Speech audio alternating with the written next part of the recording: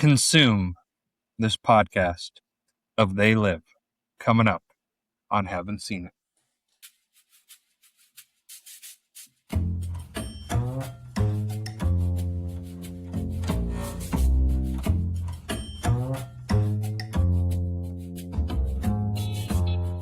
Haven't Seen It with Tim Sestito and Tommy Tevene.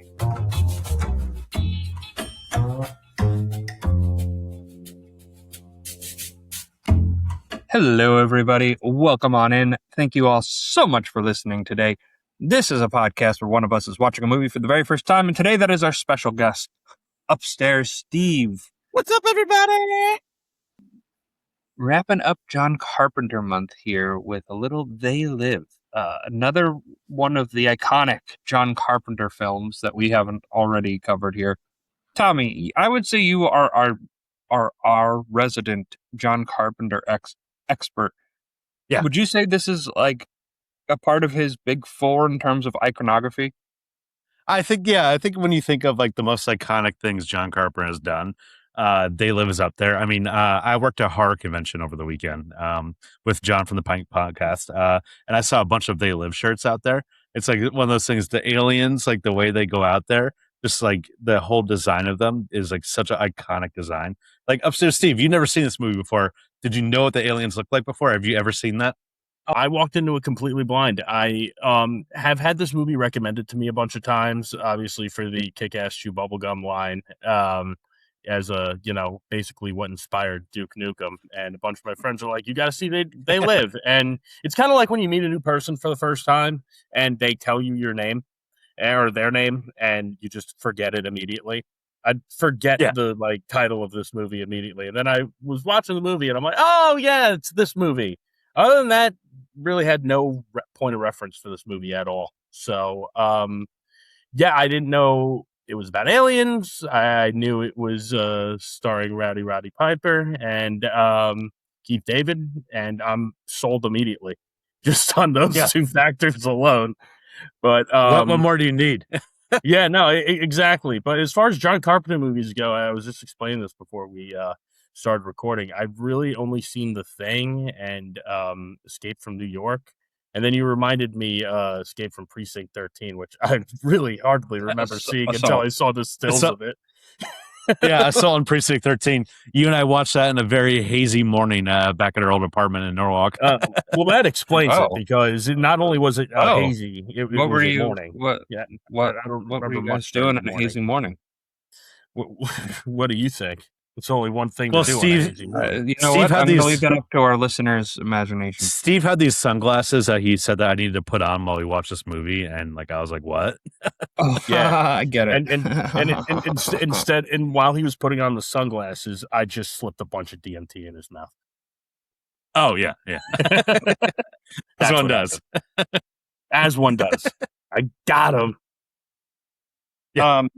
In terms of this movie, for you, Steve, so you came in with no expectations towards it. What does John Carpenter mean to you then? Because I feel like he's very much a name synonymous with pop culture, but also not, I would say, on the edge of mainstream, but not mainstream anymore, if that makes sense. Like, he's just below the barrier. Like, you got to dive one level deep to kind of find out who John Carpenter is.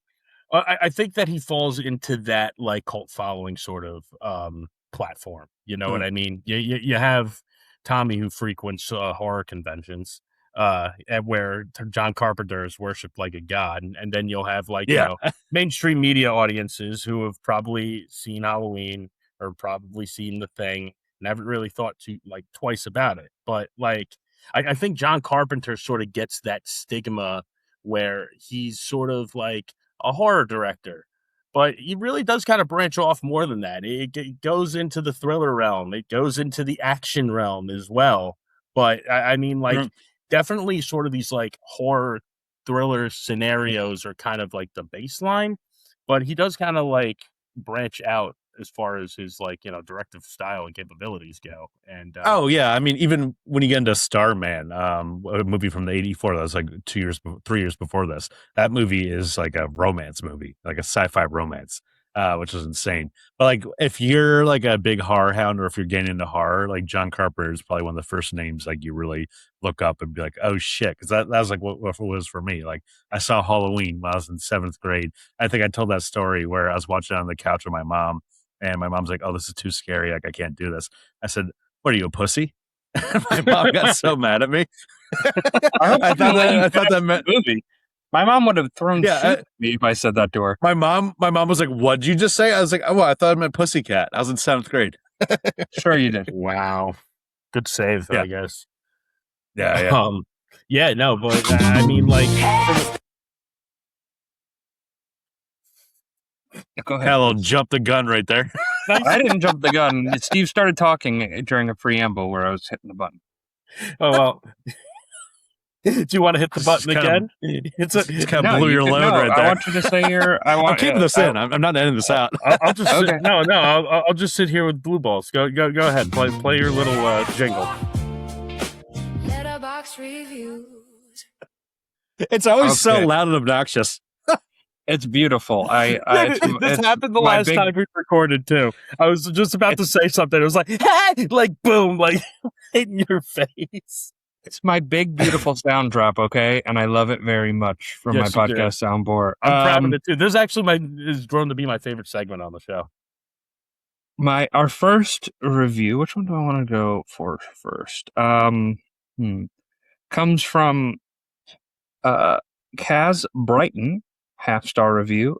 This movie was roughly 3 weeks long. If I ever hear that one song again, I will die. But the I is in a 1 instead there, so maybe a little dramatic on that part. I happen to enjoy the song. So Rogue Drigo said, "It's just 90 minutes of white guy McMuscle dude shooting guns, shoved along with barely put together we live in a society type commentary." that was pretty funny. Mevin _N, half-star. They were so gay for each other. They were a little bit. That's 5 stars for. Then Le Paleo Reverso. We're going into a different language here. Filme de Comunista. So just two wide ends of the spectrum there. And then this is the long one. I'm not going to try to pronounce this name. This was a 4-star movie until the last 30 seconds or so came in out of left field with a steel chair to demolish everything it had established.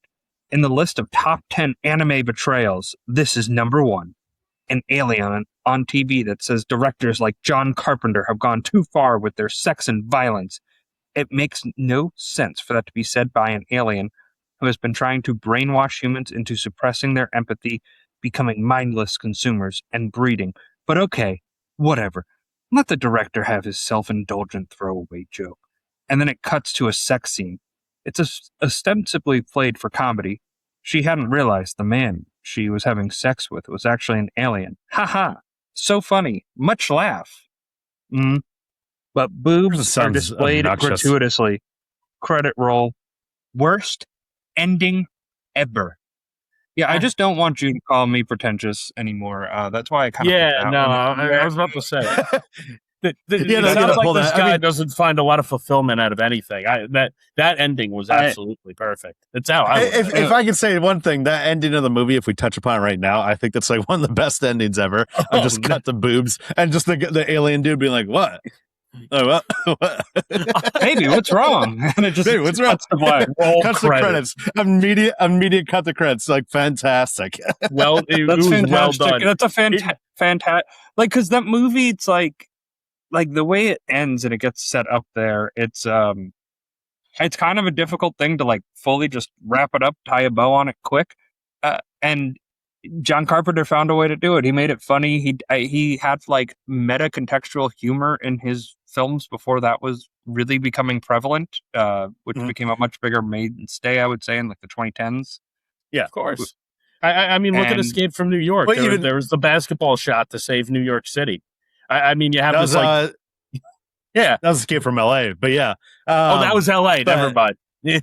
yeah. No, but I love how also in the ending how it just like parodies like Ebert and Roper, or Ebert and Siskel and Ebert, where the two guys talking about like filmmakers like John Carpenter and George Romero are bringing all this violence, but they're just aliens. It's just like fuck yeah, Yeah, he's getting the middle they're finger. wearing you can stupid tell what masks or you can whatever tell the what John fuck. Carpenter would think of us here doing this from the ending of They Live. Pretty much. Yeah. And really, one thing I really did love about this movie too is like the whole switching to black and white vision when you put the sunglasses on. It kind of took me like it sort of gave me some like Twilight Zone vibes. You guys, did you guys get that like at all? Yeah. Oh yeah, definitely. You know, I feel like it was it- kind of paying homage to Twilight Zone a little bit. Like, and the whole premise definitely seems like a Twilight Zone premise, or it could be. Without a doubt, but starring like a fucking like brain dead wrestler and Roddy Piper, who's like fantastic in this movie. Like it's like shocking that Roddy Piper didn't have like a solid B movie career. Like he only did like 2 or 3 movies. Well, I mean, Are during you this sure time, was- yeah, I mean, he was in the height of his wrestling career at the time, and that's where he was getting these movie deals from. So, like, and his money. also his money. And the WWE, I knew somebody who worked for the WWE.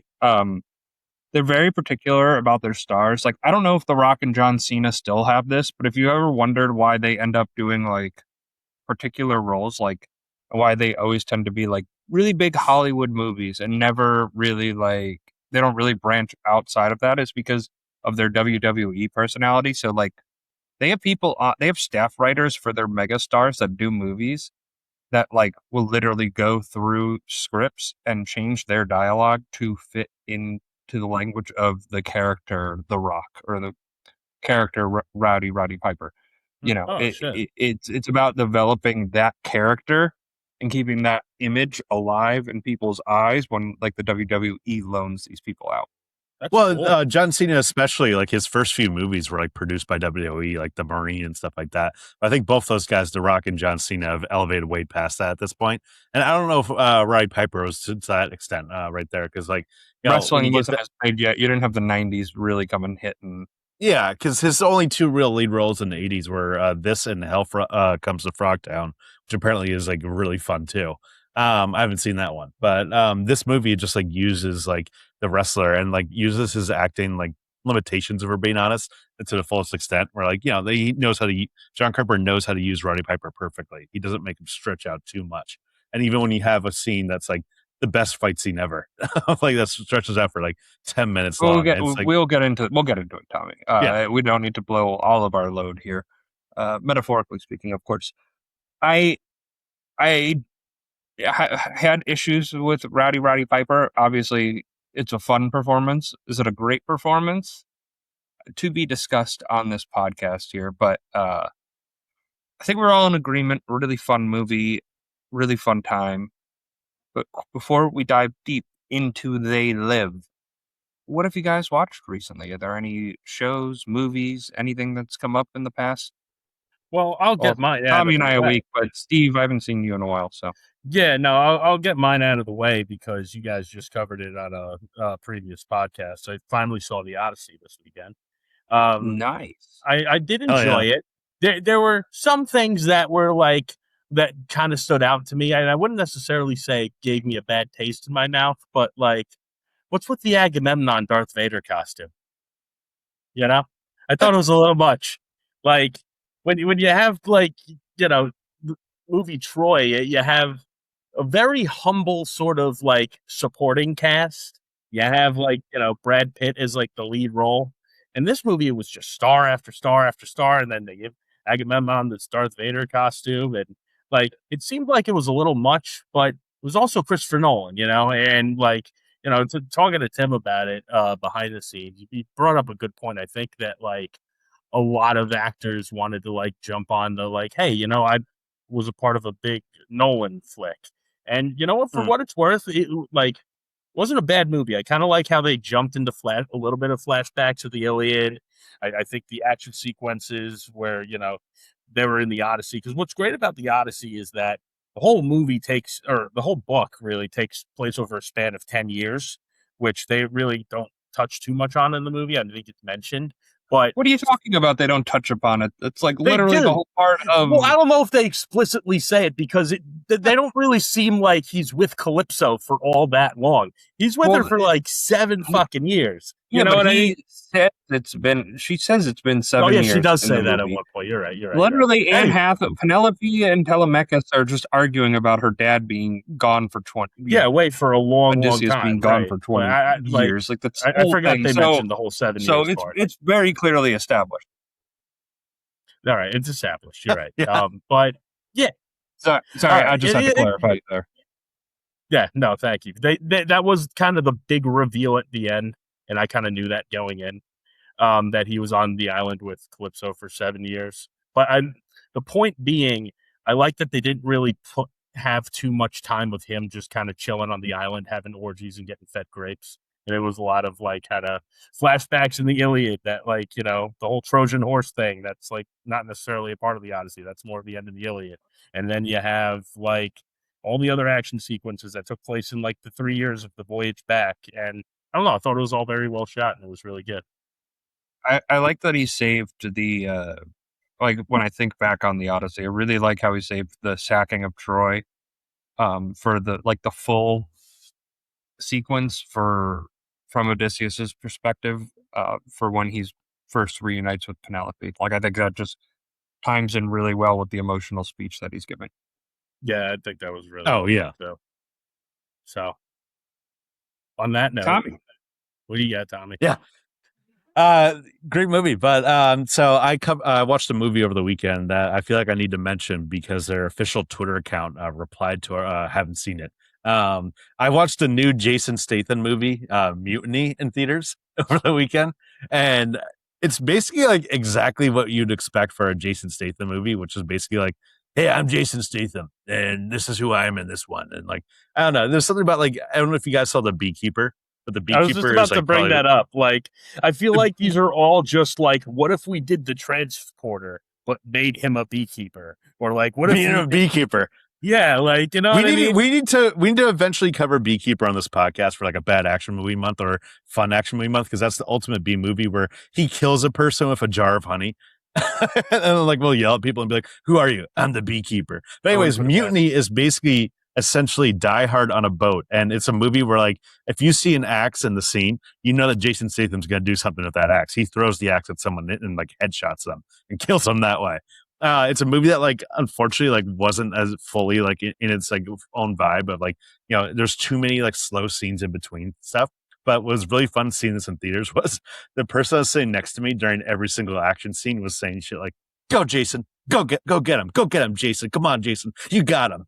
And people were just like applauding out loud during like fucking insane action moments. Like where at another point, Jason Statham takes a harpoon gun and shoots a guy and pins him against a fucking like shipping container. So it's just like shitty movie, but those scenes are awesome. And I'll spoil the end because I doubt either of you fucking care. But the end of the movie, Jason hits his car against someone. The guy gets out of the car and says, "What are you doing? What are you looking for?" Jason just shoots him in the fucking head and then just says, "Vengeance." And then cuts the credits. I applauded. I laughed out loud. I was like, "You go, movie. Let's fucking go, Jason Statham." Like it's amazing that we still have a guy that's able to make mid-tier action movies and make them like a decent profit at the box office. So salute to him, even though most of these movies are just like really shitty. But no, but all of them are fun, man. Like you know, all exactly. of them are, like you know, they like. I know what I'm getting out of a Jason Statham movie for any substance at all. Like exactly, you know, I'm not looking for the Odyssey.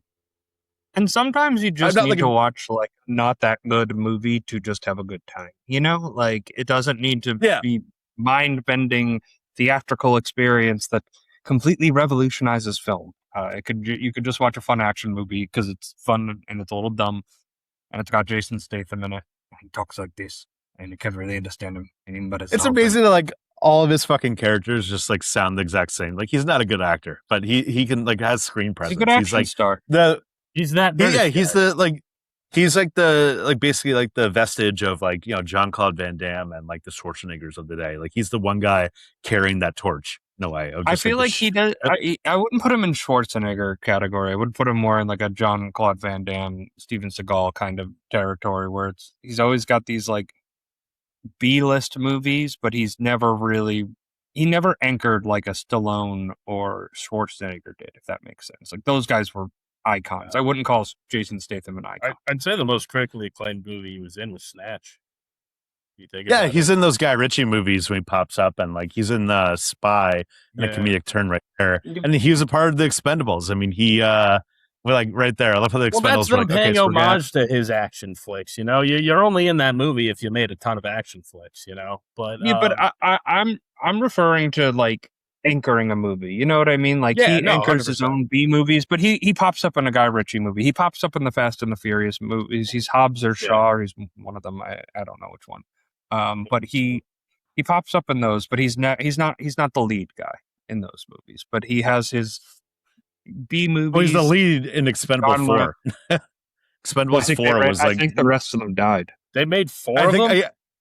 There's a 4th one, and the 4th one, I think Stallone's not even in it. So it's just like, what are you doing at this point? Wow. That's the one that they get Jason Statham to lead. The one that like it somehow got through pre-production, and they were just like, shit, all right.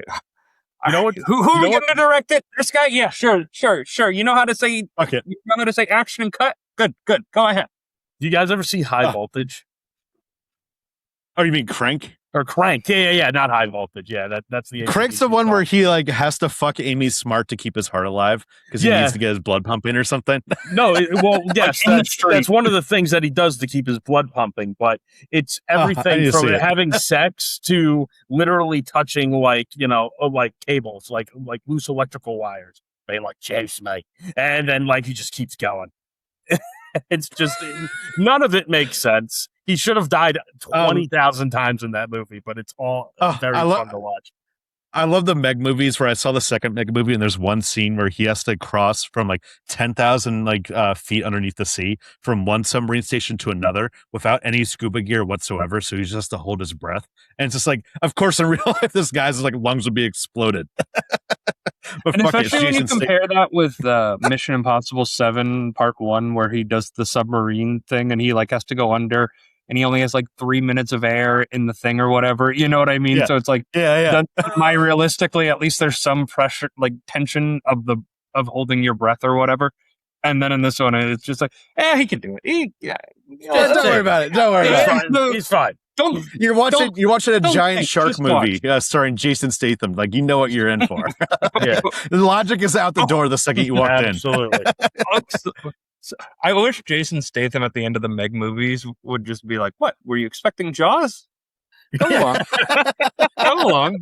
Enjoy the rest of your day. I'm fighting the Meg in this one. But Beekeeper, honestly, like that is a movie that will get really drunk with your friends and just fucking unwind and just fucking, it's incredible. It's like one of the funniest B movies I've seen in a while. Unintended. Okay, we have hit our limit on conversing about Jason Statham for the rest of the year, I want to say. Lovely as it was. In the spirit of John Carpenter Month, I received a package this weekend that came in, and it was a 4K disc of The Thing. Whoa. Hell yeah. I haven't watched it since we covered it on the podcast many years ago. And you can find that episode, but don't listen to it. It's probably not very good. It's one of our very early episodes. Well, it's funny looking back at those early episodes, some of the movies we chose, and it's like, damn, I wish we saved some of these movies for when we were better at podcasting. But we're definitely going to do like re-ones for like, we're just going to invite a friend on. We'll have to re-thing it up or whatever. Just refire some of the classics up and get a better episode. Last week on the show, I said "In the Mouth of Madness" is probably my favorite John Carpenter movie, and I still think it might be my like favorite. But oh gosh, is The Thing perfect? The Thing is a perfect movie. Tense one from of the few beginning perfect to movies. end. Yeah, it's truly perfect. It's probably the greatest B movie of all time. Like even though it had a bigger production budget than a B movie, because this was like a blank check movie for John Carpenter, right? Like this is him using his cash, his cultural cash, to get this made. And it's a B movie premise. A mutated thing from outer space has come into an Antarctic U.S. base, and the guys turn on each other. Like, it's a B movie premise, but it's so much more focused on the paranoia and the tension between the guys as they just all you watch everybody just mentally fall apart in this movie, which is just excellent to watch. And then you just have some absolutely incredible practical effects. The monster designs are just I think so you could easily say it's the best practical effects in like any movie. It's like right before we got into the CGI era, like about like a decade before, and like the 80s was the heyday of that and like the peak of that.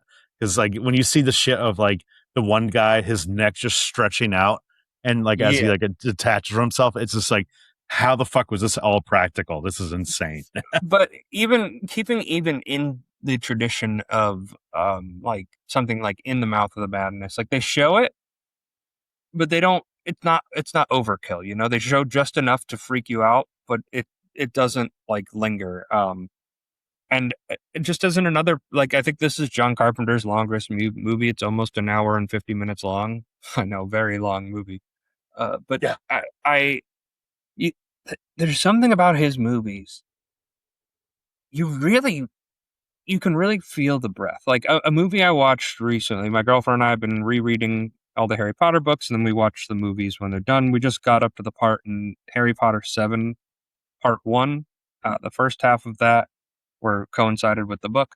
And so interesting because in like there's points in that movie where it breathes, but the first hour of that movie, it's just like boom, boom, boom, gotta go, gotta go, gotta go, gotta go, gotta go, gotta go, gotta go. And a lot of the later Harry Potter movies kind of feel like that, where there's just no, you can't catch your breath at any point. You just got to keep moving, keep it going, keep the ship going. Yeah, And once Deathly it's Hallows starts, Deathly Hallows, I think it was really just all action, like right from the get go, and then all the yeah, plot it points are sort really of touched upon from the books. there's like a 20-minute section where they're like just wander the woods because that's what happens for most of the book is they just kind of wander the woods. And but so that's like the only time the movie kind of quote unquote breathes because they just kind of like sit and chill for a minute. But like that first hour and a half, it's just like nonstop. Like, okay, we did the action scene, 5 minutes of exposition, next action scene, 5 minutes of kind of go from that point A to point B. But something about these John Carpenter movies, man, like, he always allows the setting to be a character too. Like the atmosphere, like especially in The Thing at that base, they shot it up in Juneau, Alaska, and just like in this like old abandoned coal mining district or something. If you haven't seen The Thing, go watch The Thing. The Thing, unbelievable horror movie. Definitely John Carpenter's best film. And It's a now textbook time for what for you should do for horror movies, 100%. Yeah. Yeah. oh yeah, 100%. Easy. It's in my top 5. Yeah, it's like a total classic, and it sucks that it bombed the box office because it went up against E.T. and Blade Runner this same weekend, and audiences were like, we like the friendly alien guy. There's a recession going on. We want the happy guy. This Yeah. is They Live. From John Carpenter. They control what you see. We have been lulled into a trance. They decide what you hear. Wake up! They're all about you, all around you. You think they're people, just like you. What do these things want, and why are they here? You're wrong. Dead wrong. John Carpenter's They Live. Rated R. Starts Friday, November 4th at theaters everywhere. Tommy, trailer. it just had the biggest smile on his face throughout that trailer. That's what I was smiling at. That rocked. The- That rocked. the But it cut to like They Live, and it was like boom. I was like, hell yeah, let's fucking it's go. just Tommy like this, like For a movie I watched last night, I'm like, I want to watch this again. They It's Live, good. 1988 American science fiction action horror film written, directed, and scored by John Carpenter, starring Roddy Piper, Keith David, and Meg Foster. It was based on the 1963 short story 8 O'Clock in the Morning by Ray Nelson. Set in Los Angeles, it follows a working-class drifter who discovers that the ruling class are camouflaged aliens, which drives him on a quest to expose them to the world.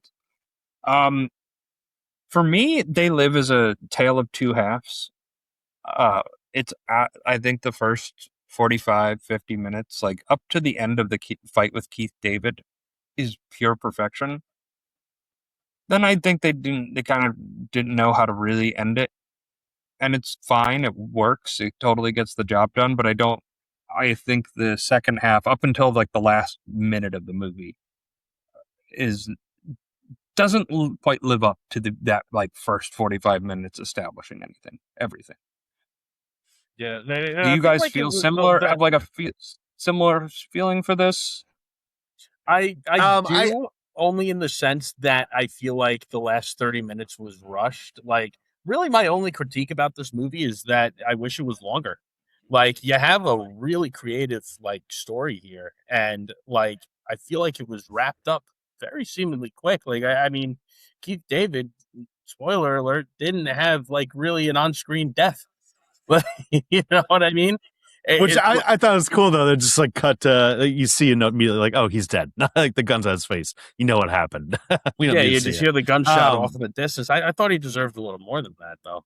You know, but like as far as like where this movie was going plot wise, like obviously it's a jab at like commercialism and like like everything that's like quote unquote wrong with this country, but like it goes a lot deeper than that, especially if you're big into conspiracy theories like I am, and like you can make you have the whole like Illuminati argument, and there's hang on, wait. I'm making you a tin hat, and I'm gonna pass it to you through my web camera here. Right there. Put that right on your head. Okay, now you can talk. Now you can speak. There we go. Pass it off. Well, it's there's funny. a government on top of a government, man. Well, it's a movie that like if you take it at surface value, it's like, oh, that's a fun B movie, and like, oh, the funny fights of like chew bubblegum and bubblegum and kick ass like type things, like Duke Nukem type shit. But then when you dig deep into it, you realize like the message behind it. I remember I referenced this movie on like the What Have You Watched Recently back in March when I got to see some theaters when Steve got on the podcast during Soundtrack Month. It was probably during the Judgment Night episode. And you were like, no, is They Live good? Like what? Like, oh, I can't believe it. I was like, dude, yeah, it's like at one point, one half of it is just like funny, goofy, boo movie shit. And the second half is just like this deep messaging about like fucking consumerism and conformism and like how much John Carpenter hates fucking Reaganomics and Reagan himself.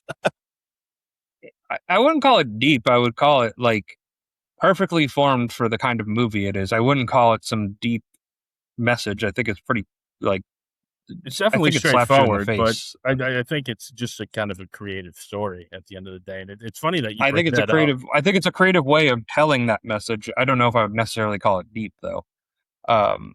It's definitely like at face value. Like once you find out what the whole movie's about, they don't really dive deep into it. They don't really tell you who the like elite are, how they're formed. You know what I mean? It's just like there's this elite and they run everything, and it's like, okay, anybody that's into those sort of movies, you kind of doesn't really need much explaining, I think that in general, though, when you get to like the reveal of like the sunglasses of like, you have all this creepy like broadcasting like coming in through this like homeless encampment, and they're seeing this and like, oh, what's going on? What is this like crank just doing? And then Roddy Piper finally sees the sunglasses and he sees everything, and it's like he sees the messages that say like obey, and he he's like, oh, what the fuck? And he looks down at his dollar sign and his dollar, and the dollar just says, "This is your God." And like just like how much like, Carpenter just hates like consumerism and like how much things have like gone away, because like the 80s, this is the era of greed is good. And this is Carpenter being like, yeah, fuck that.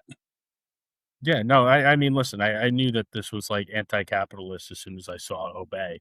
As soon as I saw that, I'm like, all right, I immediately know where this is going, and I'm strapped in for it, And it's something that you don't really necessarily see too much in like movies at that time. You know what I mean? Not to say that it hasn't been done before, because believe me, it has. Like they're usually much subtle. They're usually more underspoken and not as blunt in your face, because the people who make movies tend to be gigantic capitalists, and Yeah. So it'd be a you little know, ironic. they can take a joke here or there, but they don't want the audience to completely turn on them. You know. Yeah. So Well, this is like they- this is a period of John Carpenter's like movie career where he was making low budget movies. I mean, we talked about The Thing earlier and how that bombed at the box office, and that like changed the trajectory of his whole career. And he lost Firestar because of that. He was going to direct that Stephen King movie, and the Thing bombed. Like no. And then eventually he made some other movies. He made like Christine and Starman. Christine was a work for hire one, and Big Trouble in Little China, which is a great movie, but that also bombed the box office. And that basically had Carpenter scrambling. And he had to make a picture with Carlarco Pictures and Alive Pictures, where he signed a 4-picture deal with them. That basically the arrangement gave him $3 million per movie and gave Carpenter a complete creative control. The first one out that was Prince of Darkness, which rocks. The second one was This They Live. And the funny thing is that he never even made a third or fourth movie with them. It fell apart after the second movie. But basically with They Live, he was like basically like $3 million, like Alive Pictures, like, all right, Alive Films was like, okay, do whatever you want. There's not that much money underneath. You're not going to get this huge like studio oversight over here. It's fine. Like, you want to do your movie about like aliens that get revealed with sunglasses? Fuck it, Carpenter, do it. You're fine. Go for it. So if this is Carpenter, if he was like doing this under like a huge studio budget or anything like that, there's no way any of the show would have gotten through whatsoever. Probably not. But I think the low budget aspect of it is really what kind of makes the movie, because like, again, I'll reference Twilight Zone, man. Like, yes, it was filmed in the 60s, but like, I feel like it's sort of paying homage to sort of that sort of film style, that sort of like, yeah, but what if, like, sort of like sci-fi thriller sort of thing. And it's something that like, really after the Twilight Zone got canceled, you don't really see too much of it. It's very until Black Mirror, which is a direct continuation of. Oh yeah, no, it's a contemporary Twilight Zone, contemporary, and that's all it is, 100%. And much like the Twilight Zone, Black Mirror, it's like some episodes are absolute classics, like total gems, like 10 out of 10s, and then some of them are just like, oh, okay. The problem with Black Mirror at this point, a quick tangent, is that like a lot of their episodes are feature length. It's just like, all right, this is 2 hours long. This is not an episode of TV. This is a movie. Just make it a movie. Fuck it. But I digress. If there's one thing you're going to get by John Carpenter, though, it's brevity. And like, Steve, it's funny you're saying I wish that he made it a little longer. The longest movie John Carpenter made was under 2 hours. Like, this is a guy that gets in and gets out, and he's not about talking to about like that. An hour and 50 out. minutes, right? Like, no, that was the thing. This is an hour and 33. No. I'm saying the Thing was his longest movie at an hour 50, and it needed every second of it. It really did. Yeah, 100%. Exactly. Wait, Tommy, is The Thing not his longest movie? The longest movie of his is Starman, which is an hour and 55 minutes. So just under 2 hours. That extra 5 minutes. So that extra 5 minutes. But so for the setup of this, with in the title credits, Roddy Piper is known as Nada because his character just isn't given a name. Love it. It's just kind of like wandering Los Angeles, and I love when you get that painted of just picture of LA at its lowest end, and in alleys and homeless encampments and like all the dodgy places that you aren't typically depicted, and it just adds like so much of like a character to LA, like and it really shows like how downtrodden these people are, and just subliminally gives you a reason why these people would be so active in terms of fighting against aliens that are suppressing them. For you, Tommy, who I would say has probably seen this the most, definitely seen this the most. Is there anything in this, like in the beginning of this movie, up until he puts the sunglasses on, because we got to just talk about that scene on its own, that like really stands out to you on a rewatch? Well, first of all, I mean, just the overall, just like score. The score of this movie is fantastic. That running thing, I mean, we almost played it at the beginning of the podcast. But like, it just like really deeps you in. I love just like the brief character backstory we get of Roddy Piper, where it's just like, I worked in Denver for 10 years. everything dried up. 4 banks closed down. He doesn't even mention what type of work he did in the employment office. He's just like, I worked there for 10 years. It's just like, you're going to expand on that, dude, like whatsoever? No, not at all. And so you get like the brief, like, just like unease of the society. This feels like a slight future where like people are really downtrodden. The economy is complete shit. There's nothing really going on. I mean, just seeing the brief thing of like hearing 4 banks closed down in Denver, you're really getting down there, and you're introduced to all these like characters that are living in these homeless encampments, and it just feels like almost like lived in and like a little gritty in that aspect. In a way that a lot of movies don't have. And they also make mention of it in like those like little broadcasts that keep getting hacked on the Channel 54, where the rich are systematically getting richer and the poor are systematically getting poorer, which again is, another jab at capitalism. But also they kind of reference it in a point where it's like, oh, this is such a big decline in this society that the rise of homelessness is nearly doubled, like, or something like that. Where, And like, they even mentioned that it's been over the past 6 months, things have just gotten drastically worse, which kind of tells us the timeline of these aliens' arrival has been within probably the past 6 months. Then that whatever deal was struck between the leaders of this U.S. and the aliens was struck in recently, and it's just like the downtrodden turn has been very sudden and very recent for these people, so they're really feeling it compared to the quality of life they used to have. Oh yeah, definitely. It just shows just like how much like they've just been getting bleeded dry. It was an interesting thing that Carpenter said like around this time when the movie came out, that pretty much he was like, okay, so like They Live is the picture's premise is that the Reagan Revolution is run by aliens from another galaxy. Free enterprisers from outer space have taken over the world and are exploiting Earth as if it's a third world planet. As soon as they exhaust all our resources, they move on to another world. He's like, I began watching TV again. I quickly realized that everything we were seeing is designed to sell us something. It's all about wanting to buy us something. The only thing they want to do is take our money. This is an era back in the 80s where like G.I. Joe and Transformers and He-Man all became things because Reagan like took away the laws that like made it so you can't advertise to like kids like commercials and stuff like that and sell specific like toy commercials like this. So that's how they got it out there. And like you have He-Man, everything becomes more and more commercialized. 80s is all about the glitz and glamour of it all. And this is Carper rebuking against all that. that makes sense. Yeah, you can feel it. I think the most interesting character in the movie is Frank, played by the wonderful legend Keith David, who Nada, or I'm just going to call him Roddy Piper. He's got a job at a construction site, and is basically told after the end of his first day, like, hey, no sleeping at the job site. And Keith David invites him to a homeless encampment where he's also living. And we get far more characterization from Keith David than we ever do for Roddy Piper, probably because you would rather have an actor like Keith David deliver that. They're kind of co-leads in this movie, I would say. Like, we follow Piper's perspective, but I feel like David takes on a little bit more of the challenging stuff. They're almost like 2 in 1, if you will, even though they fight for a little bit in this movie, just for a little bit though. Just for a brief 10 minutes, just a brief, just a brief 15-minute fight scene.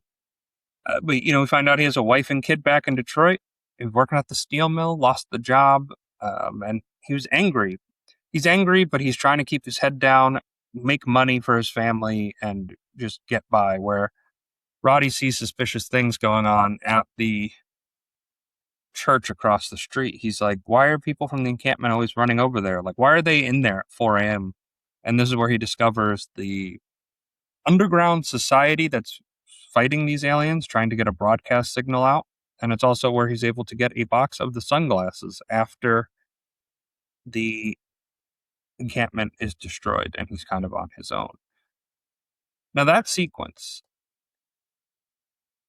where he first puts on the sunglasses and kind of has the discovery thing, it's probably one of the best sequences John Carpenter has ever made. Oh, yeah. Steve, easily.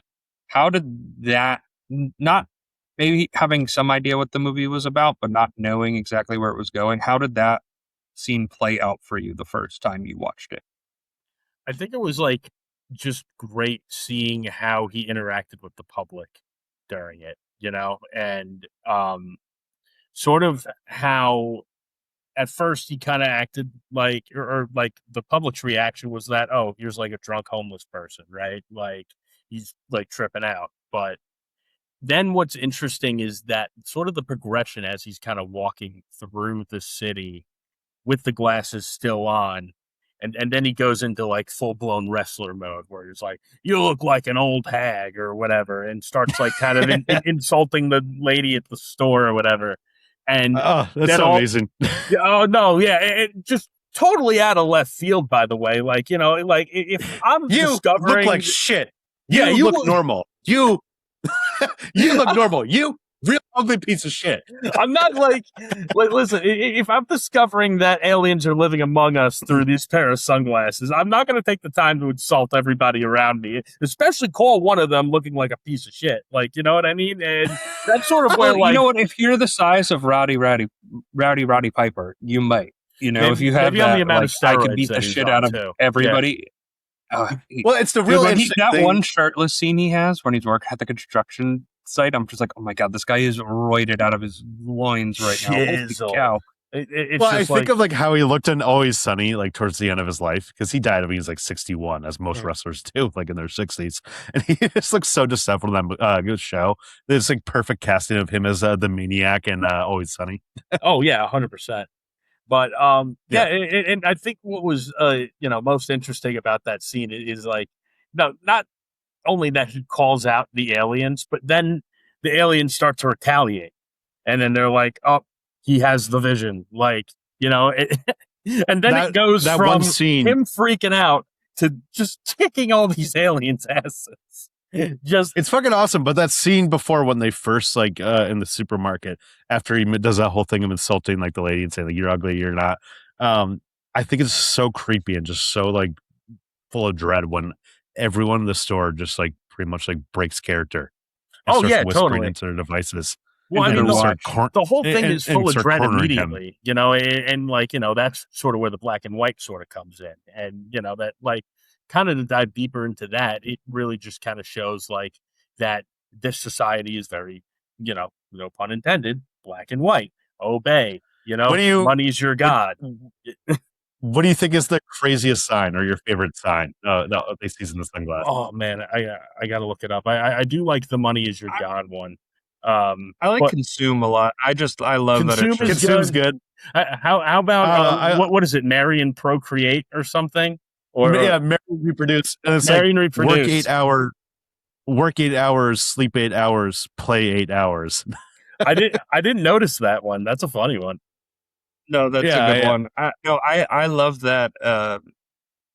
I just like the one Consume because I feel like there's always the debate of was this movie is it more relevant today than it was then? It's like, well, consumerism's just been driven up to overload in today's society here, and I just feel like a lot of things that are made are just really strictly made for you to just consume and move on, especially with like streaming culture and stuff. It's like Yeah. so prevalent where they just make these shows that are like good enough for you to keep watching, not good enough for you to like care or remember about it. It's like they make these perfect things for you to put on in the background while you stare at your phone, and it just feels like consume. Of Just course, consume. and reels and social media are just a perfect example of that. Like, just the phrase "doom scrolling" alone. Like, This podcast. this podcast. yeah.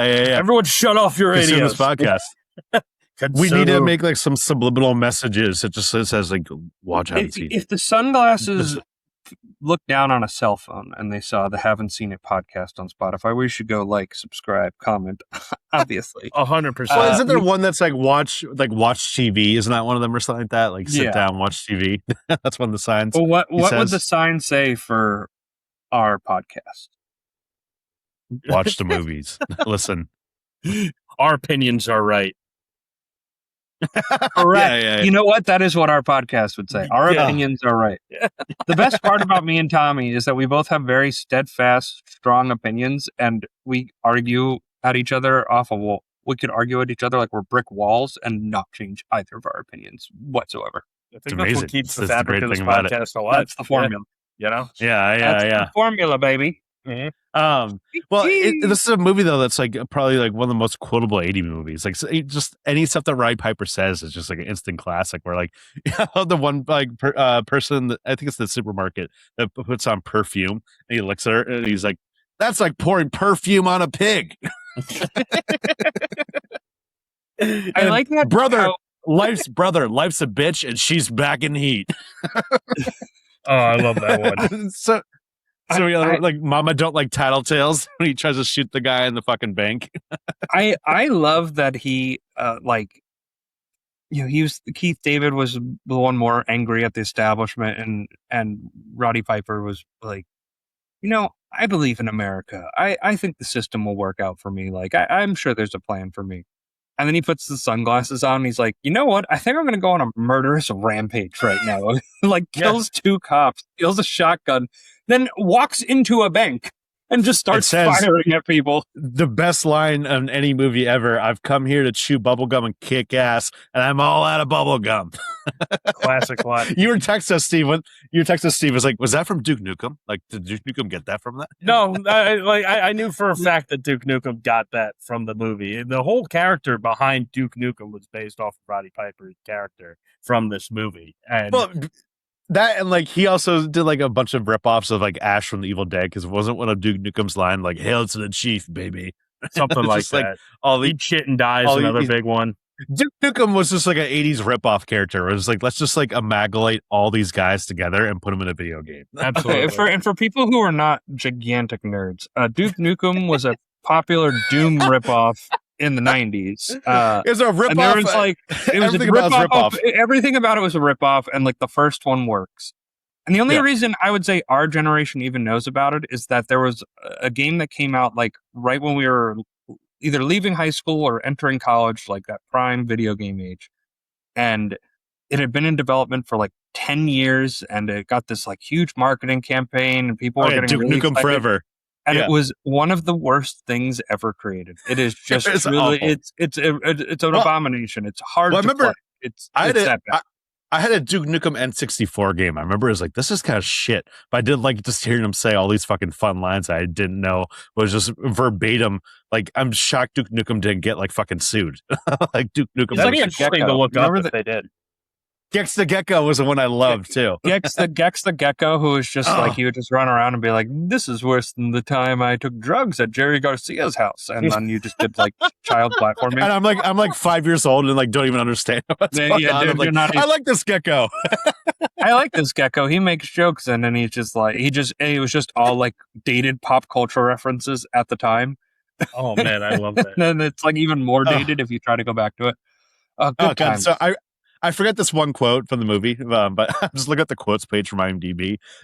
One is, you look like your head fell in a cheese dip back in 1957. It's just like perfect like utilization of a wrestler. Because like, when Roddy Piper has his one like monologue towards the like when he gets back to the hotel room after him and Keith David put their sunglasses on, and he says that whole thing about his dad, it doesn't fully work. Yeah, he's not the greatest actor in the world. He's more better at saying these cheesy one-liners than he is at trying to get this emotional depth out of you. Yeah, when you were like Roddy Piper was great in this. I was like, Roddy Piper was just good enough for this to work. Where is the line I would put into him? Like, well, I think he's great at certain aspects of this movie. Well, the role demands the physicality, which he's able to deliver with no problem, but he still does need to say words because this is not a silent film. Yeah. But the weird thing is that if they had like a much better actor, like I'm trying to think like, I don't know, even like Stallone in this role or something, I wouldn't appreciate it as much. No, I feel like I wouldn't like the movie as much. There's also something about a nameless protagonist not being some like brand name actor. Like I only know Roddy Piper because of this role, and I like distinctly heard the name mentioned through the echoes of wrestling lore, but I if it's not Mankind throwing the guy off the roof, at the death cage map, and the guy goes, "By God, he killed him." That's like the only that's the only wrestling thing I know. Okay, I know God. I know nothing else about the WWE. I had to early on in our podcast. I used to agree to any like guest appearance like that people would ask us for, and I had to guest on some wrestling podcast where I had to watch. It was a rewatchable for wrestling where we would cover a 1999 like WWE match, and I had to talk about it. And I was like, "This is the first time I ever watched wrestling before in my life." And I was with these two guys that are wrestling experts, and I was like, "What the fuck am I getting myself into right now?" Because I mean, I think I remember you being like, "Do you want to go on this?" And I was like, "Absolutely not." No, like I hope all the best in the world to those guys. I truly do. There's nothing. It was a fun time. They were nice people. I don't remember their podcast name, so you can't seek them out. So there's nothing I would like to do less than go watch on and commentate on wrestling. So, man, WrestleMania Roddy 3. Piper kind of, don't get me started, man. WrestleMania 3 was Steve, exciting. You're such a wrestling guy, aren't you? I'm not, but I am. Here's the thing: is that I watched wrestling very casually as a kid, but whenever like a classic match comes on, I'm throwing it on. And WrestleMania 3 has Hulk Hogan and Mr. T versus Roddy Piper and Ric Flair. Tell me that's not the fucking double team of the century. I had a job. That's fucking sick. I did have a job recently where like we would just put on like old WWE matches in like the fucking office for no reason whatsoever. Just be like, oh, let's just throw this on. Like fucking Hulk Hogan fighting Andre the Giant. Like fuck yeah. Oh wait, and Hulk Hogan going heel. I know that one too. What? Yeah, I know that one. But so like, Steve, I have a very important question to ask. We're done with wrestling. We're done talking about. Yeah. This is not wrestling related. This is back to the movie. Okay. I've really wanted to ask you this ever since we invited you on. Okay. Do you think that Keith David has bald guy stolen valor? Yes. Yes. Because when you see him in the thing and you see him in this, he's fully bald up until like Requiem for a Dream. He's bald in that too. Then you see a current day picture of Keith David. He has a full head of hair. It's like, what happened there, Keith David? Did he go to Turkey? It's one of those things where I'm not sure if Keith David like always had hair and he just had the shaved look like for when he was younger, and now he's like, oh, I want hair now I'm older, or if he just like got hair transplants. Like when he was yoked and bald, it like worked for him, and then he was like, I don't want to work out like that anymore. Like get me some hair up here, okay? Like I got to replace one asset with the other. Yeah. If you ever watch Spider-Man. If you ever watch Spider-Man 2, you can see Joe McHale has that one scene. And if you look closely, Joe McHale's hair is thinning out and like clearly balding. And then Joe McHale got hair transplants after. And like now he has this whole full head of hair. But Spider-Man 2 is the evidence that's like, you weren't always like that, dude. No, listen, I think except with the exception of Tom Cruise, and I mean, maybe he has, there's no evidence of his hair thinning. Most actors in their 40s and 50s have gotten hair transplants if they have this luscious full head of hair.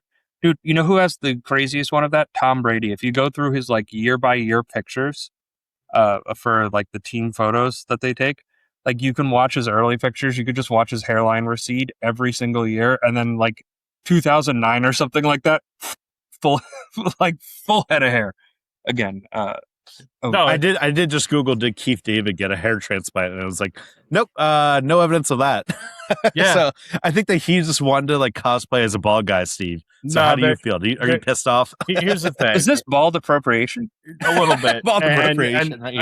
I'll use a quote from Larry David from Curb Your Enthusiasm. There's two types of people in the bald community. There's people who were born bald. And then there's people who have hair and they shave their head and they choose to be bald. Those people don't get to call themselves bald. It's a style. It's they're styling their hair to have no hair or lack thereof, But being a part of the bald community means you can't grow hair. And that's just that. And if you want to talk about a different thing. If you want to talk about famous hair transplants, look no further than Joe Buck. He was quite literally addicted to hair transplant surgery. He got 8, and it was to the point where his nervous system in his skull was fucking with the fucking wires in his brain. And his doctors were like, if you don't stop getting hair transplants, you're gonna fucking die. And he had to literally stop. I swear to God, because that's what they do. Is they literally like take hair from like, let's say like if you're like me, you have the George Costanza look and you're balding like on the like crown in the middle, right? They take your already growing hair. You don't have enough hair there on the crown. No, I do. Trust me. If I let it grow out, I actually just got a haircut, so it's very hard. No, I'm sure you can. I'm just saying you don't have you. I've never seen you with the Costanza though. Yeah, My dad not to. I knew you before you went full way. bald. I knew you when you still had like a little bit of head of hair. You're still holding on to it a little Yeah, bit. no. What's the moment? What's the moment that you that I assume every bald man has, but they just go, "It's time." Like, I had to hear it from my friends because listen, I'm Italian, so like I thought I could pull the slick back look for a little bit, or like what I used to do was I used to do like the little like crew cut flip. Like where it'd be like really short and then like I could really grow hair like on the front part. And then there's this gap here where I can't grow hair. And then it was like, a little scruffle over the top here and then everything around the sides is fine. So I found that if I did a little flip in the front, it kind of masked the bald spot that was here. And, as I got older and, Rogaine stopped working less and less, eventually, like, all my friends were like, dude, why don't you just go completely bald? I'm just like, I'm just waiting for my friends to tell me it's time. I think that I'm able to, like, sort of maintain it if I do this and I do that and and they're like, Steve, it's time. You're thinking about this way too much. Like, it clearly bothers you. Just fucking shave your head. And then I did, and, I just I never looked back. Okay, this was a balding therapy hour with your host Tim. Follow your dreams. You're a balding man. When we do it. up Sir Steve on, we gotta do it. So we gotta talk about the most iconic scene in this movie. I was gonna go more beat for beat, but go ahead. I don't know, but I was gonna say like the fight scene in this movie, just like what a fucking moment of like, this is why he cast Roddy Piper. That's why he cast a wrestler in this movie. I remember watching this movie in college. Can I just say, like, and like, what's interesting about casting a wrestler in this movie is, of course, the one-liners. If you want to talk about how quotable this movie is, if you go back to really kind of what Tim said, where WWE kind of writes lines in, I feel like all of his one-liners are the WWE writing lines in. So that fulfills that purpose there. The second purpose is to have an epic fight scene. Now, this fight scene was drawn out so fucking much. And I was just waiting. I was sitting there going like, when is he just going to put the sunglasses on his face and just show him? He's just able to fucking do it. He's clearly able to overpower him. Fucking Roddy Piper's Roddy Piper. Like, and like all they're doing is fighting with the sunglasses. He throws them and then he almost steps on them and he almost hits him in the balls. And I'm like, when is it going to happen? Like the entire time you're like, let's get to the part where, he puts the sunglasses on him. Not that I wasn't enjoying the fight by any means, because I very much was enjoying the fight. But oh my God, no, it was it does drag on, but to a comedic point. It's the Family Guy bit of Peter Griffin, with the chicken fight, 100%. Yeah, or the knee where they do that, and then they do it for it gets like 20 seconds. You're like, oh, that was kind of funny, and then and then it keeps going for like another minute, and you start laughing at the end. Dude, they literally take a breather in the middle of the fight. Like they both literally go to their respective corners and catch their breath. Yeah, they're both like calm down for a moment. At one point, he does the fake here. I'm helping you up, and then I'm like, okay, it's over. No, it's not. He goes in to punch him, and then Keith David. My favorite part of that fight is Keith David says, "You dirty motherfucker." Yeah. After Keith David just pulled I would say an ostensibly dirtier move on him. He calls him a dirty motherfucker, and then he knees him in the balls 3 fucking times in a row. And I don't care who you are and how many steroids you're on, and your nads could be the size of fucking peanuts. Nobody's getting up from that. I don't care who you are. What's so funny is the original script only marked the scene with the words "they fight." That was the working title of the movie. They fight. Yeah, they fight. But it's just like it keeps on escalating. When the point when like Roddy Piper grabs the fucking 2x4 and then he accidentally smashes the back of Keith David's car. He's like, "What the fuck, dude?" He's like, "Oh, I'm sorry, I didn't mean to hit your car, man." That was maybe the best acted moment from Roddy Piper in the whole movie, where he comes to the sudden realization of like, oh, this is a blunt instrument that could easily kill you. Yeah, we've gone too far. And then Keith David's like picks up a bottle and chucks it at him. It's like, yeah. And what's great is that like he's not apologetic for trying to kill a man, but he's very apologetic about the back windshield for some reason. Apparently, Piper and David like rehearsed a fight in Carpenter's backyard for 2 months, and Carpenter told Piper during production he wanted to include a suplex, to which Piper replied, "Which one?" before attempting to demonstrate a few on John Carpenter himself. Oh man, I'm just picturing John Carpenter with a cigarette in his mouth, just getting suplexed into the ground. I don't know about how this one's going to play on the camera. Let's go for number 2. Yeah. I can't speak too much on suplexes. I don't know what the hell I'm talking about. Yeah. There, but Meg Foster as Holly Thompson, who, when Roddy Piper is running from the cops after not robbing the bank, but just killing people in the bank, like gets into her car, makes her drive him to her house. And then she shoves him out a window. He should have died. Yeah. Right there. Like, ostensibly, like I don't care. It's a 2-story fall, and like no, but it's movie logic where if you roll into your fall, 100%. No, he rolls into his fall, that meaning he's okay. But he does make a point later when they meet up, and they say, "You thought you were dead." It's like, nope. I'm okay. I don't understand her character, nor do I understand why Roddy Piper is all of a sudden super like protected in her, as if she was a love interest.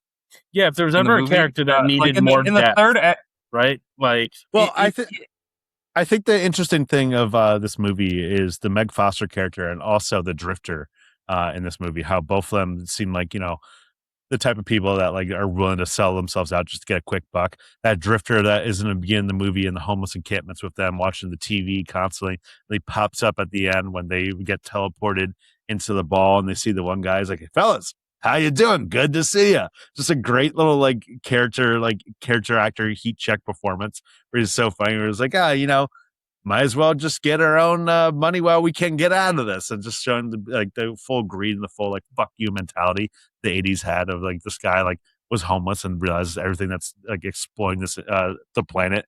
He's like, "I don't care, I got my money." I'm gonna be nitpicky here with Meg Foster because her character just kind of annoyed me because she's in the movie for 3 scenes and then kills Keith David. And if you kill Keith David in a movie, I'm just a little pissed off about it. Okay, just let me be, as one does. And as one does. One is. So the first scene is the kidnapping. She pushes him out the window. Then we don't hear from her for the next 30 minutes. Then she shows up at the little meeting that they all have the there. Rebellion meeting. At the rebellion meeting, which I'm assuming she was sent there by the aliens as a double agent then, because I see otherwise too, it makes towards the end. Yeah. That makes sense.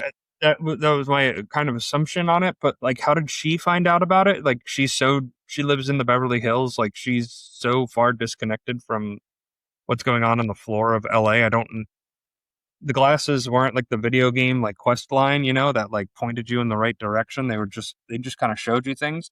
So I don't know why she was there, and then I just don't Roddy saw her, and then it was I was like, oh, okay, maybe it's been a couple of years since I've seen it, so it's okay, maybe this develops into something. And then Roddy is obsessed with finding her for the rest of the movie, being I got to make sure she's safe. I'm like, why? The last time you saw her, she pushed you out of a window. Yeah, I don't really understand his loyalty to her either. And I to be fair, I don't think that Roddy Piper's character has the biggest smarts in the world.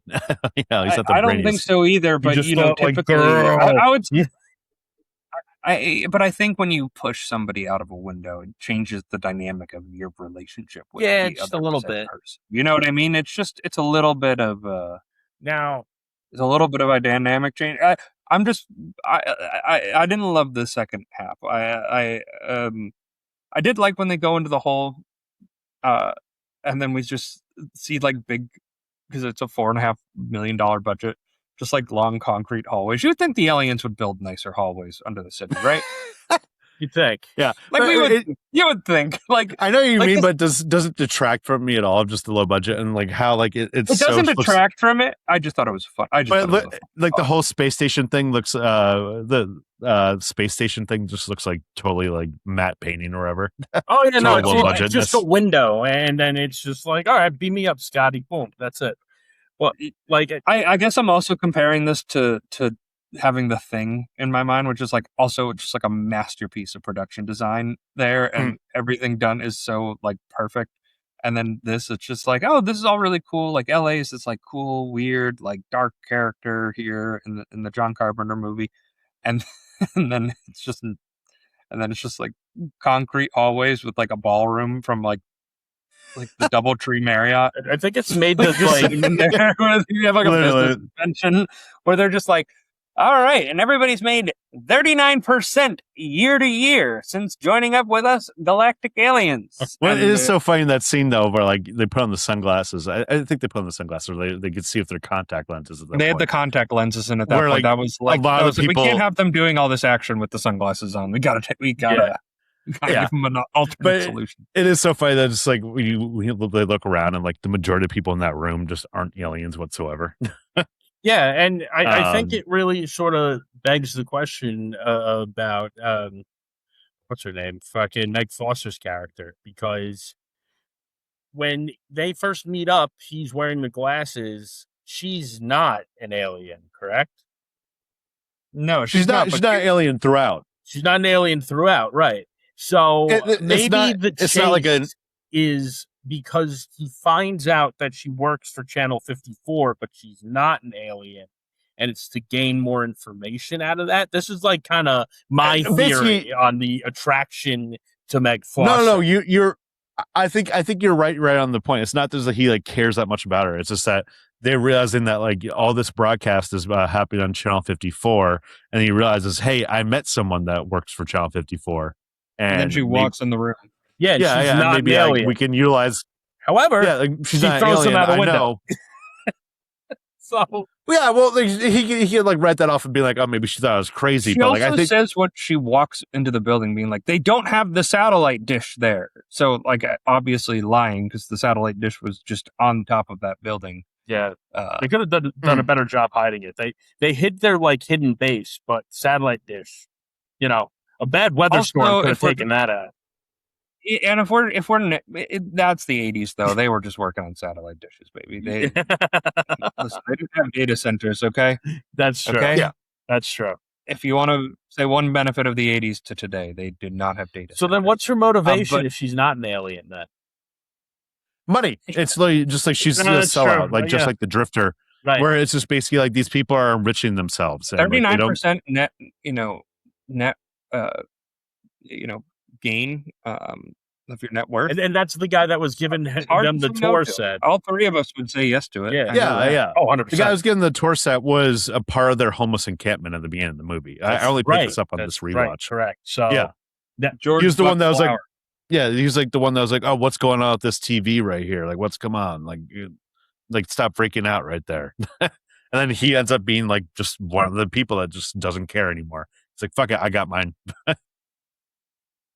So yeah, that's I think that her character did deserve a little bit more depth, but when you kind of draw your conclusions based off of other people's motivations to get behind the super elite, you kind of draw, you kind of figure out what her motivations are based off of that. Like Yeah. you're forced to draw. Well, your that's own like, I don't think- Well, that's thing. I don't think we talked about the alien design yet that much, but I think that's just such a cool little design of like the blue skin of blue and red skin dots and stuff like that. They look humanoid. Their eyes are like red bloodshot, completely red. It's such a They creepy almost look like yet skeletons. B-movie like design. your skin is Yeah, melting, yeah. Yeah. Literally, like they don't have skin on there. I think it's such a cool design and such a good like use of low budgetness where it's just like, yeah, it's not the most like high tech thing right there, but it Looks creepy gets as across hell. everything. Yeah, absolutely. Yeah, and it's always a cool T-shirt seeing people with like the Obey thing on, because that became like a whole like clothing line, like Obey. after this. Well, that was Andre the Giant. And Where do you think he got it from? there you go. I am a star. I'm a star, I'm a star, I'm a star. I am a big, bright, shining star. Okay, guys, who is the star of the show? Who gave the best performance? Tommy, why don't you kick us off? I think it's Keith David all day. I think that, like, Keith David's like the powerhouse actor right here. Roddy Piper is hilarious in this movie, but like we're saying, I think John Carpenter used him to the best of his ability, but it not get stretched him out. But that whole monologue that they had together of like Keith David talking about how all the steel mills closed or anything like that just really shows off his acting power right there. And like he really carrying the weight of the movie of thinking about this, about how it really like it sells home the themes of just like everything's fucked up and like, you know, how it's going on, what's going on. Even the fight scene of just like Keith David has some of the best lines within that fight scene. It's just really fun. And when he dies in this movie, it's devastating. You're like, no, not him. Fuck. Come on. Keith David's dead now. Yeah, I was okay with Roddy Piper dying, but Keith David was just too much. I like Roddy Piper. I'm going with Roddy Piper. Because Roddy Piper, Roddy Piper is fun. Roddy Piper's like a cartoon performance in this, like totally. Yeah, 100%. But that's what kind of made him the star. It was entertainment. And yeah. You know what I mean? I'm not saying that was a bad thing. Oh no, yeah, of course. But like, you know, like you're spot on with Keith David being like the star as far as like, you know, being the contextually best actor here. Don't get me wrong, he is by miles, and there's nobody in the cast that can even shake a stick to him. But Roddy Piper, those fucking one-liners, the delivery, everything. Yeah, I mean, it's a fun movie because he is in that lead role. They're really fun because of him. I also want to shout out George Blackflower, the guy who played the Drifter at the end. That was like giving the tour of the TV studio, because I think that like it really sells his dual role. That like it really picked up on this rewatch of being like, oh, this guy was like went from being just like a crazy homeless dude to a dude that really just only gave a shit about himself. And like you could feel the difference right there. To the point, like it almost seems like a different character at that point when you see him in the end when he's introducing himself to the guys. Like, glad to see someone else joined us right here. Yeah. Like they're best pals. I'm gonna say Keith David. It's Keith David for me there. A great bromance with a nice long fight sequence in there. Never hurt nobody. Are you ready, comedy partner? Waka waka. Okay, would They Live work as a Muppet adaptation? Totally. How do we make this a Muppet adaptation? I think 100%. But do we do it in the aspect that instead of it being aliens, it's everyone's a Muppet? When you put on the sunglasses, you see just like different puppets going around. I like that idea. I like that idea a lot. I do like that idea. Yeah. It's a fantastic right there. We're like Roddy Piper like puts on the sunglasses and he sees some like old lady that like looks like a normal lady. You put the sunglasses on, it's Miss Piggy. It's like, oh, and you're Pig Swine. You don't spoil it in the marketing. You don't even let them. You don't even let them know it's going to be a Muppet a Muppet adaptation. Like you just have it come out like they're remaking They Live. Okay, yeah. And then somebody goes and sees it and goes, oh my God, you have to go see this because this surprise twist when it turns out the aliens are Muppets will blow people's minds. Oh my God. It would be the best Muppet movie ever. That's incredible. It would be the greatest Muppet movie of all time. 100%. It's fantastic. It's kind of like T2. Like the marketing of T2 had the Terminator as the bad guy in the marketing. No, not at all. They spoiled that in the marketing. Oh, did they? I read they didn't. Huh. No, you watch trailers of T2 and immediately it says like this time he's for good. Oh. It's okay. But we all have our They shouldn't do it in the Muppet adaptation. But I also would like to see the version of this that's like Bert and Ernie, like that photo I sent you guys before we started recording of like Bert and Ernie in the Roddy Piper and Keith David roles, where they put on the sunglasses and they see everything. Yeah, I like that. I was gonna say that originally that it would be a perfect Bert and Ernie movie if Roddy Piper and Keith David were replaced with them. But so in that case, in Bert and Ernie, they put on the sunglasses. Getting back to this point again, everyone, instead of just being like, everyone's Muppets in the movies, but then you put on the fucking sunglasses, you see the hands that are controlling them from underneath. Oh, that'd be funny. And it's just like walking hands, just like, yeah, like walking down the street like this. and all the fucking like signs that they see are puppet related, just like can try follow your strings or something like that. Obey your hand. Consume the felt. You speak when we decide to. Enter canon when told to. Okay. Review time. Give me a score out of 5. Steve, let's start with you. 4 out of 5 for me. Again, my only caveat with this movie is that it wasn't longer. I think the ending was a little rushed, but other than that, it's a very well written story. I think them setting it up was very tense, and it really kind of like left me thinking like, oh wow, this isn't just like basic sci-fi thriller from the late 80s. Like this might actually have a little bit of depth to it, and it really it definitely did. Tommy, how about you? Yeah, so They Live, I think, is a Carpenter classic. I think that this is probably his most political film by far, but it also works in like the having beers with your friends watching this. Roddy Piper gives out some of the most iconic like one-liners of all time, and the creature design of the aliens is really fun and just like what a blast of a movie. Really fun. 4 out of 5 all day. So there's like this is a movie that's so rewatchable, and the fight scene is like one of the best fight scenes ever. It's just hilarious. And also, and a movie ending with tits like that, tit shots like that, fantastic ending again. Horny Tommy coming out, love it. Ending on a high note. Yeah. And they, and I'm going 3.5 out of 5. Really, really fun movie, a staple of the Carpenter filmography, a must watch if you so much as like Halloween. I think something you must watch. I think that first 45 minutes is perfect. I think it loses me a little bit in the second half there, but it's still fun enough. It's quick enough. It's brisk enough. Unlike Steve, I think it got me in, got me out right on schedule, right when I wanted to go. But this is a blast. You will have a good time watching They Live. Definitely a good movie for a movie night with some friends. 3.5 out of 5, 4 from the other two. Upstairs, Steve. Thank you so much for joining us here. We always appreciate you having you coming on our show. Timothy, always a pleasure. Thank you, all of you out there, for listening to me babble on about movies. Thank you for not telling them to kick Upstairs Steve off the podcast. I will be on for future podcasts. They have. We just ignored those. I did get a compliment over the weekend. John from the Pine said, like, hey, that Upstairs Steve guy has pretty funny. So. Hey, let's go. Building a little cult following. What's up, John from the Pine? Yeah. Big shout out to you. Keep it up. Yeah. You're doing a good job, man. Nice. Yeah, no, thanks, guys. This was a really fun movie. I'm glad you turned me on to it. I'm glad I watched it. It was very entertaining. Tommy, any final thoughts before we wrap up this episode? Well, first of all, thank you guys so much for listening. We want to tell you a special deal you can get from oldglory.com. Old Glory gives you great movie and music merch and sports merch from everything from Jurassic Park, Back to the Future. I wouldn't be shocked if you could find a They Live shirt on there. And you can get 15% off at checkout using the promo code CNET. CNET, like the way we spell it on our pod. Again, that's 15% off at Old Glory using the promo code CNET. And you can find us on social media. That's at CNET Pod.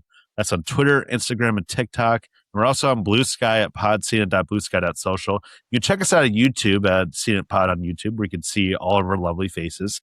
And leave us a 5-star review on Apple, Spotify, wherever you get your podcasts. Helps us out. Helps us grow the show. We are entering John Carpenter Month, and we are going to be kicking off September with Sports Movie Month. We're doing Remember the Titans. We're doing, I think, Tony Scott's The Fan. There's a third one. I forget what we're thinking of the third one. The rest of the schedule's to be determined, but Remember the Titans is coming. Yeah, and I've reserved my spot already for Remember the Titans. That's my favorite sports movie, so be prepared to hear me talk about that. And it's a classic. Fucked up Hayden Panettiere like tribute episode because she just died recently. It's fucked up. Huh? Yeah, that's right. Fuck. Yeah, very sad. Yeah, very tragic. But before we log off here, can I elect myself to read the ads next time? I think it'd be funny. Not that you didn't do a good job, Tommy. I think you did a great job, and you always do a great job. We can discuss this off camera. Thank you all so much for listening. We will see you next time. As soon as the camera Tim's turns like, off, no. Tim's just like, no. Yeah. 100%. Leave you out on that one. Man.